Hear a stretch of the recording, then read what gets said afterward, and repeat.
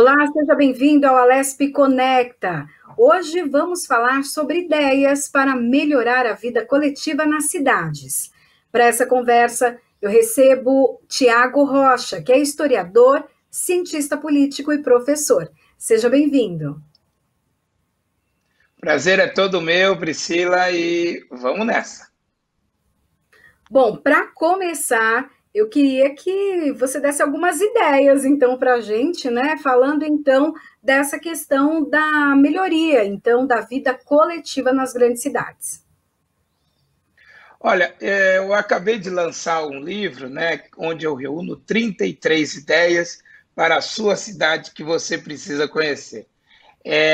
O livro foi escrito durante a pandemia, né, eu escrevi no período de isolamento, e realmente são ideias simples de se aplicar na maioria das cidades brasileiras. É lógico que a gente não está pensando naquela cidadezinha pequena, mas também a gente então pensa no globo.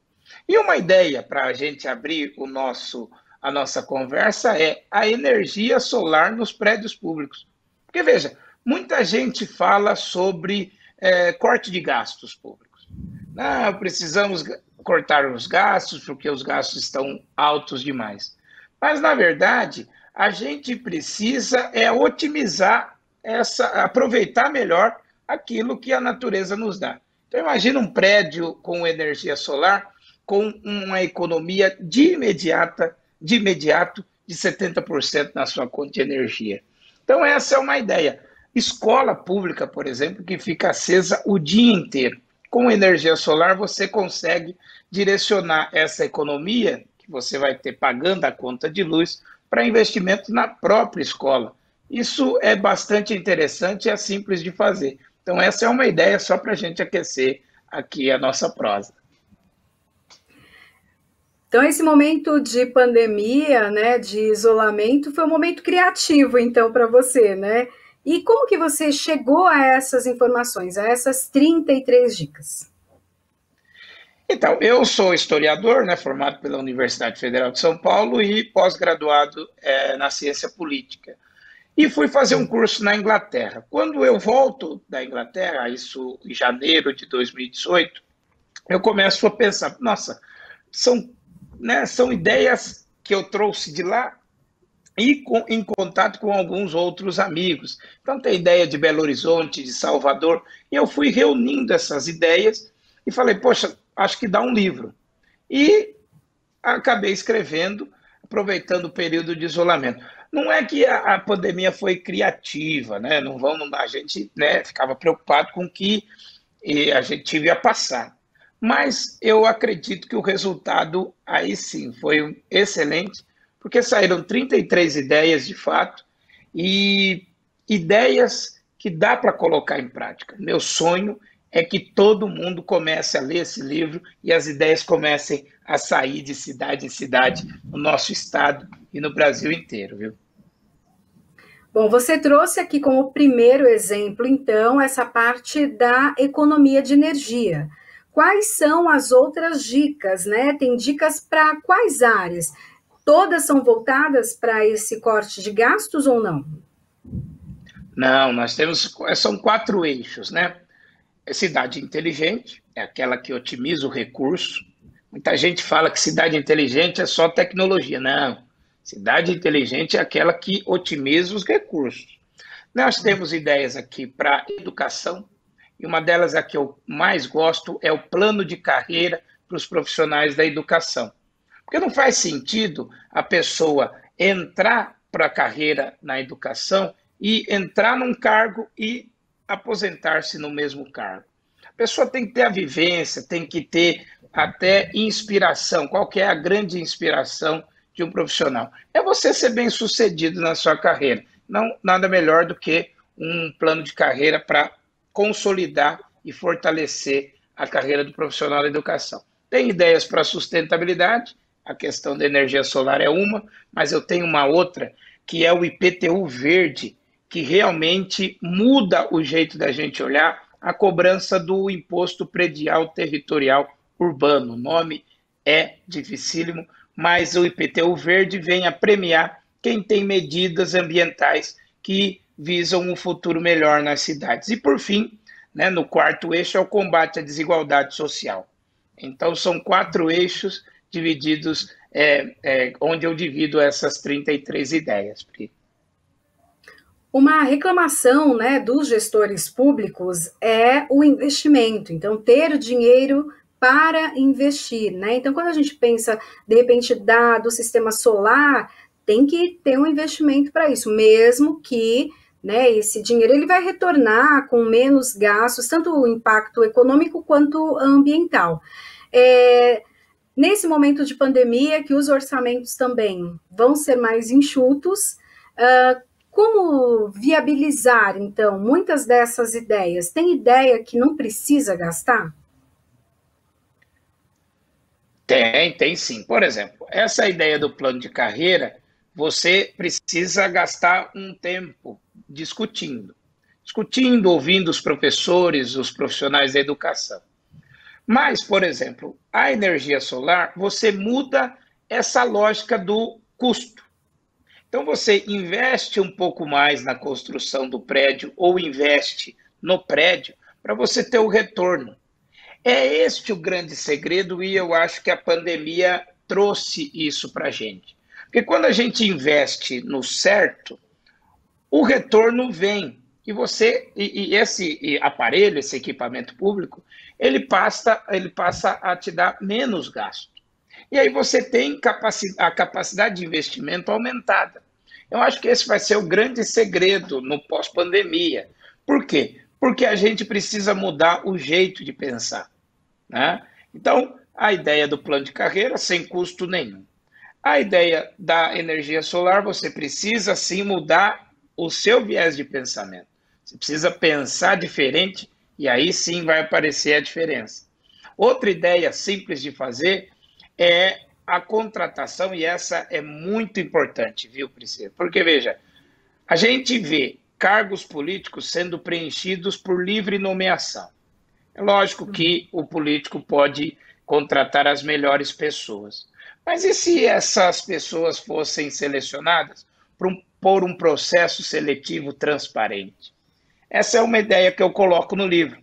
A gente, então, passa a mudar o viés de confiança. A gente confia mais nos profissionais do que nessa relação de confiança pessoal. É a impessoalidade que a gente fala. Então, essas ideias são 33, mas eu dei algumas dicas para você ver, Priscila, e o nosso telespectador também, para a gente começar a mudar o jeito de pensar. Se eu vou reformar uma escola, por que eu não posso colocar já a energia solar? Por que eu vou se eu vou contratar professores, por que eu não dou um plano de carreira para que a profissão seja mais atrativa? Então, é uma mudança de pensamento que eu resolvi plantar nesse livro, que é uma semente, e tomara que ela dê frutos em breve. Quando você fala da melhoria, né, de vida ali nas cidades, o que você quer dizer com isso? O que é essa melhoria? Seria a questão dos espaços, da utilização, inclusive, dos espaços, ou realmente do bem-estar da população? Do bem-estar da população. A população tem que estar no centro de qualquer decisão pública. E onde eu aprendi isso? Aprendi na Inglaterra. Porque não é possível, eu cheguei lá já com uma pulga atrás da orelha. Eu falei, não é possível que isso funcione tão bem, qual que é o segredo? E eu visitei a prefeitura de Londres e eu vi o segredo.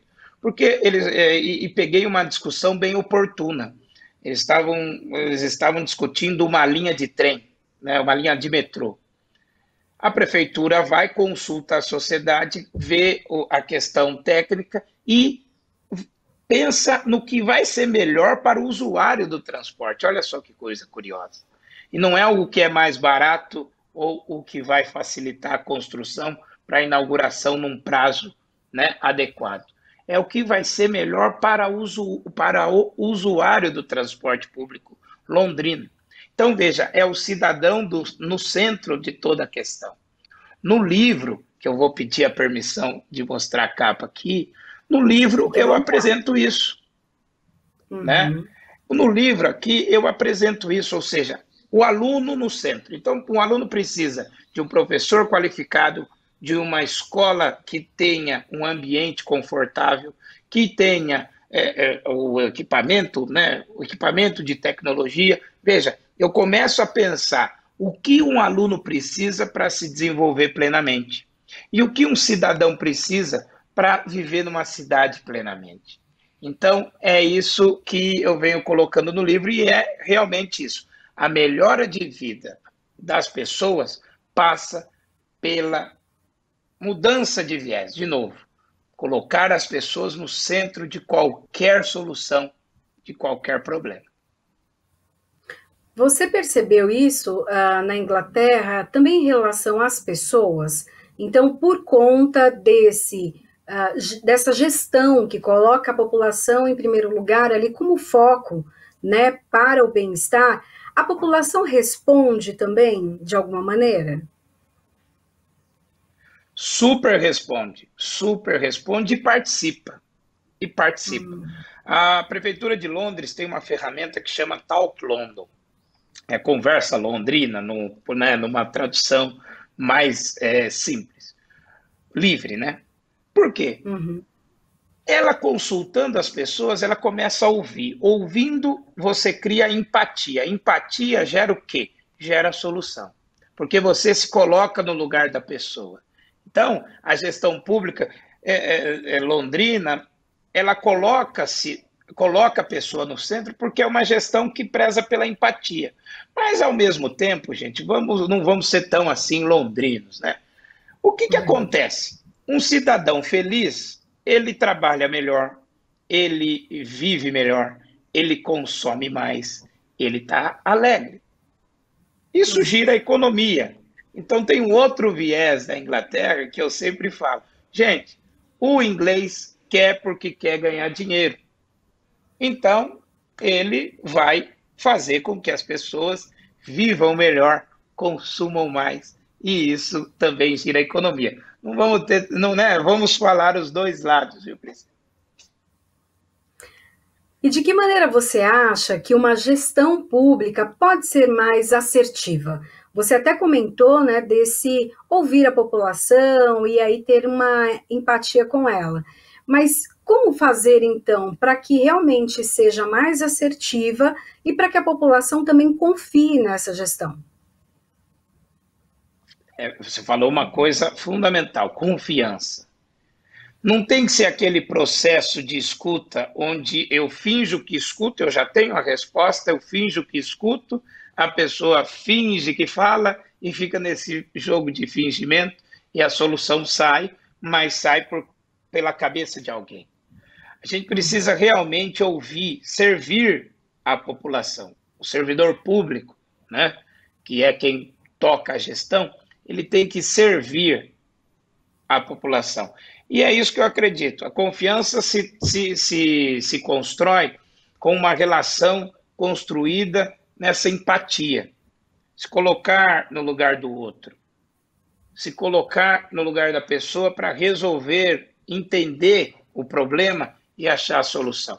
Isso traz confiança. Porque também essa relação, ela traz uma coisa chamada sinceridade. Porque você já olhou para o problema, né? Não é uma ideia que sai da sua cabeça. Então, eu aposto nisso, viu? Vamos falar um pouquinho também das cidades sustentáveis, né? Então, dos viés aí que você tem no livro é esse. Como que uma cidade consegue ser mais sustentável? Vamos pegar aqui São Paulo, capital paulista, que é uma loucura. Aí a gente tem as ciclovias, que de uma certa maneira, né, deixariam a cidade um pouco mais sustentável pela falta, né, menos poluição, atividade física, então tem um ciclo aí do bem, né? Mas ao mesmo tempo a gente vê, às vezes, ciclovias que vão de nenhum lugar para lugar nenhum, então não tem um estudo, enfim. Fala um pouquinho para a gente disso, como deixar uma cidade sustentável, uma cidade como São Paulo, que é tão grande, tão dinâmica e diferente. Não é simples, mas tem um caminho.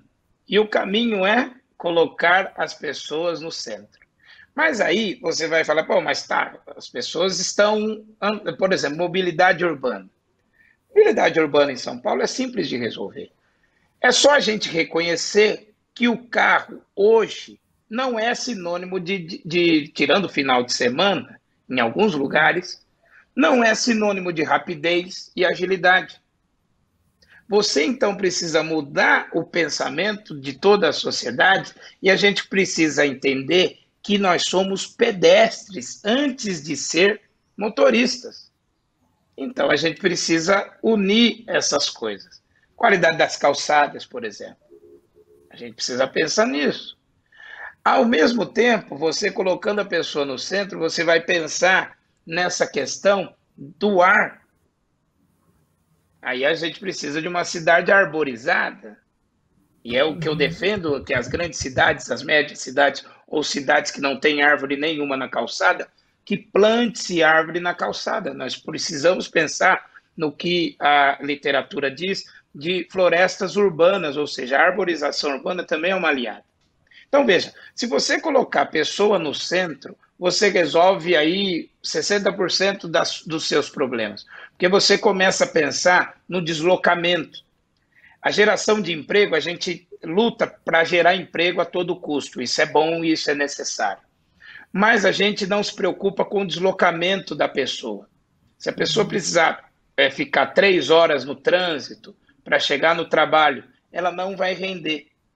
E não sou eu que estou dizendo, não são os especialistas, é o cotidiano das pessoas. A pessoa não vive muito, a pessoa não produz. Então é esse tipo de discussão que a gente precisa trazer para a roda. E aí sim você começa a construir uma cidade sustentável, com menos desigualdade, principalmente mais democrática, porque você passa a usar um pilar da democracia, que é o diálogo. Diálogo, não briga política. Você acha que agora, nesse período de quarentena, em que as pessoas começaram a trabalhar em casa, né, home office, e até se quebrou também um tabu em relação a isso, né, que quem está trabalhando em casa não está trabalhando, pode estar enrolando, e a chefia viu que não, que quem está em casa está trabalhando e muito, e às vezes muito mais do que trabalha, por exemplo, no escritório. E essa mentalidade mudou, isso vai impactar também para uma cidade mais sustentável, uma cidade em crescimento? Não tenha dúvida disso. E as cidades têm que se preparar para a tecnologia. Por quê? Da mesma forma que as pessoas vão precisar ficar em casa, trabalhando em casa, elas precisam de conectividade. E aí eu penso nas periferias. Demorou para a gente colocar o acesso ilimitado da internet para todo mundo. Internet agora é igual luz elétrica no século passado. Eu brinco que a minha geração viu o programa mais bonito da história do Brasil. E não foi Bolsa Família. Começou com o Luz no Campo, na década de 90, passou a ser, mudou-se o nome e passou a se chamar Luz para Todos na década de 2000, e agora, 2000, 2010, e agora a minha geração tem a obrigação de colocar a internet para todos. A conectividade é o futuro. Então, essas pessoas que vão para o home office, ou as pessoas que podem desenvolver o trabalho remoto, principalmente o ensino, por exemplo, você precisa de ter conectividade para que isso se efetive. Então, a gente precisa realmente pensar cidades para esse viés. E aí tem que envolver todas as esferas, o Estado e a União, porque este negócio da conectividade inclui as pessoas. Como a energia elétrica incluiu muita gente na década de 90, 2000 e 2010. Eu tenho 33 anos de idade e me orgulho disso, de ter visto gente que acendia o lampião de gás, tendo televisão em casa, se informando melhor, aprendendo a ler e escrever de casa por causa da energia elétrica. Agora a gente precisa dar internet para todos. E aí sim você tem uma cidade inteligente, que aproveita os seus recursos. Porque também, vou falar uma coisa aqui para vocês, tecnologia sem uso é bugiganga, não é verdade? Exato. Bom, e daí você falou dessa união, então, o esforço, né, de vários, então, órgãos ali para que isso aconteça. Você acha que as iniciativas público-privadas ali que vão unir forças também com as iniciativas privadas, com as empresas, também pode ajudar? Então, por exemplo, você falou da internet, quanto a gente gera de lucro para as companhias, principalmente porque elas não entregam tudo que a gente paga, né? Por conta da fiação, há uma distribuição ali nos cabos e tal, entre as pessoas que estão próximas. Então, não deveria ter uma contrapartida? Você pensa assim também? Penso e o governo tem que intervir. Aí sim é uma intervenção que o Estado precisa fazer. Não é controlar o lucro, é exigir a qualidade do serviço. E aí entra a contrapartida. Porque quando eu falo, não, o Estado tem que intervir, alguém vai poder falar, esse cara gosta do Estado na economia. Não é isso. É o Estado colocando a pessoa no centro e fazendo com que o setor privado garanta a qualidade do serviço prestado. Do serviço prestado. Isso é fundamental. Isso é uma mudança de viés interessante, que a gente precisa incentivar. E aí o Luz para, né, o internet para todos tem que ser uma união, porque todos ganham. É uma relação de ganha-ganha. Ganha a operadora de telefonia, de internet móvel, ganha o comerciante que vai poder colocar, além da sua loja física, o seu produto na internet, ganha a pessoa porque ela pode produzir mais, ganha o Estado que tem um serviço de conectividade a contento. Então, todos ganham. Então, é uma grande, uma ampla aliança, né? Uma frente ampla aí para a conectividade no Brasil. Esse vai ser o grande desafio daqui dos próximos 10, 15 anos. A gente não, antigamente a gente incluía as pessoas dando acesso a serviços básicos, como saúde, educação, saneamento básico. Agora nós temos mais este pilar. Além da saúde, educação, saneamento básico, você tem a conectividade. E a conectividade, ela sim, aí sim, vai precisar de um esforço muito grande do setor público, do Estado brasileiro e do setor privado, sim, porque também não adianta nada a gente produzir leis modernas, tal, se não tem um investimento privado. E aí não adianta falar que o Estado tem que investir, porque também não dá conta. Aí é voltar lá atrás, quando a Embratel vendia telefone a preço de hoje de 4 mil, 10 mil reais. Né? Eu peguei essa época e lembro que a gente sempre tirava foto ao lado do telefone, porque era um negócio era um prêmio para as famílias. Hoje, o prêmio é a conectividade. Então, a gente precisa investir nisso. Bom, dentro do seu livro, então, tem várias ideias, várias sugestões, ali a aplicabilidade, né, de cada uma delas. Você já percebe que há interesse de alguns gestores por esse material? A gente está em ano eleitoral, né, ano de eleições municipais. Então, é o que é realmente direcionado para essas cidades, né? Você já percebeu? Há interesse? Porque precisa ter interesse para ter mudança, né?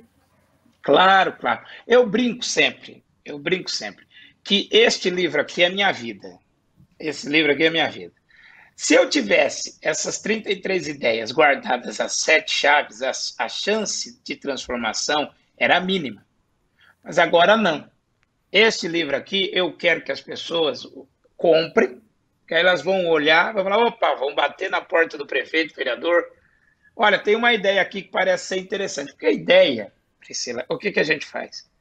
A gente coloca na mesa e tira da mesa, tira do papel no momento oportuno. Então, são 33 ideias que os gestores têm que ler e se adequar.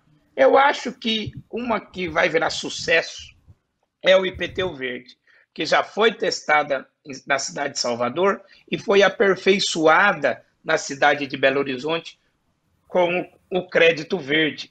Então, isso acho que vai ser é mais fácil de tirar do papel nas cidades. Mas o pessoal tem se interessado, sim, e eu fico muito feliz, porque essa é a grande realização. A gente escreve um livro, coloca as ideias, divulga, não para o adversário, para pessoas copiarem. Eu não tenho essa vaidade. Copiem à vontade, porque essa é a grande contribuição que, para o bem ou para o mal, a pandemia nos deu aí. Alguém que pensou e olhou para frente depois desse tormento todo. Bom, você está falando aí de um imposto, né? Então, um imposto que pode ter um certo abatimento por conta de ações aí que ajudam o meio ambiente. Imposto também é uma coisa bem complicada aqui em São Paulo, né? Há outras maneiras de se lidar com esse imposto, ou que ele seja realmente justo, né? Que você pague e tenha o retorno de tudo isso? Olha, eu acho fundamental discutir imposto, mas por que, que é um tema delicado? Porque falta comunicação, a comunicação não é empática. Janeiro chega o boleto, a gente tem que pagar. E quem é que decide o aumento? São os vereadores e o prefeito. Então a gente precisa começar a consultar o povo. Mas também não é consultar o povo jogando para a torcida, é comunicando. É comunicando. Então tem pessoas na cidade de São Paulo que praticamente não pagam impostos. E a classe mais alta. Isso aí não sou eu que estou dizendo. É só a gente dar um Google que a gente vai ver essa situação escancarada por dados e evidências. Ao mesmo tempo, tem pessoas pobres que não pagam imposto porque não têm condição.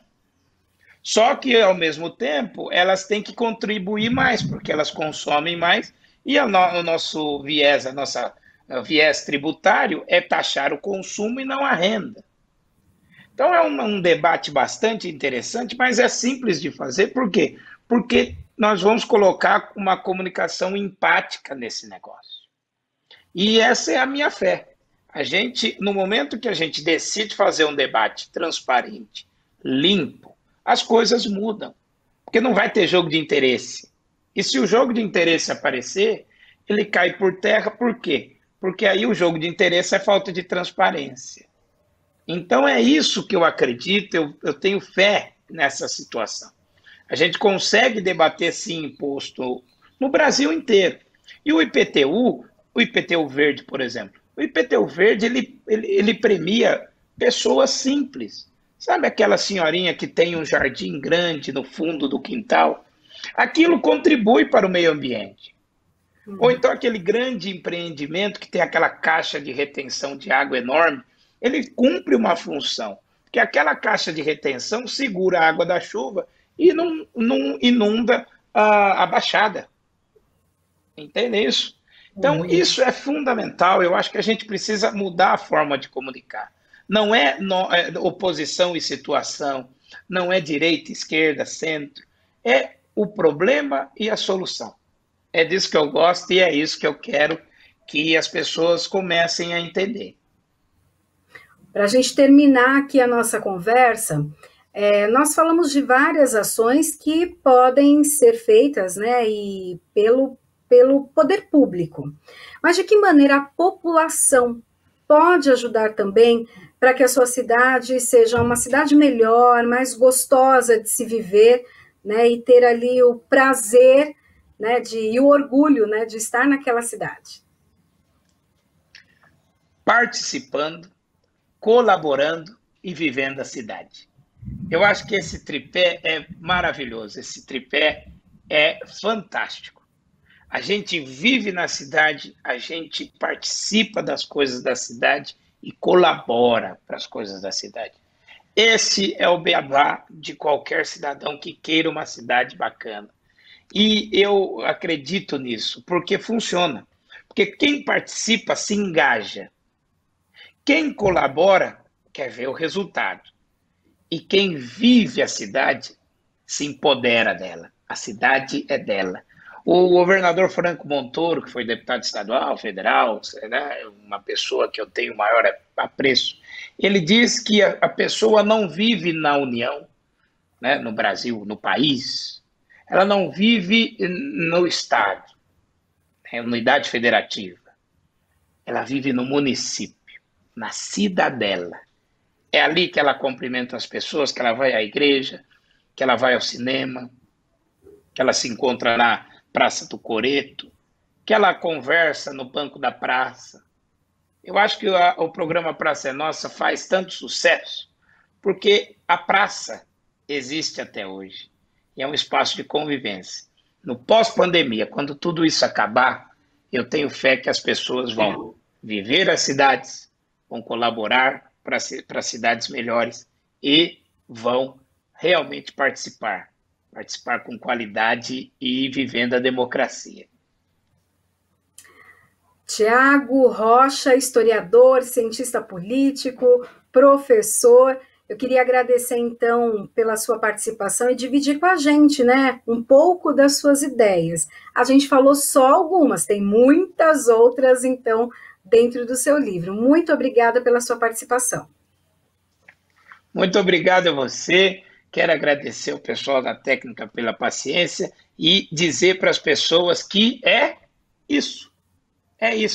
33 ideias que você precisa conhecer para a sua cidade. Obrigado, viu, minha amiga? Eu que agradeço. Bom, o programa Alesp Conecta fica por aqui. A gente se encontra na programação da Rede Alesp. Tchau, tchau.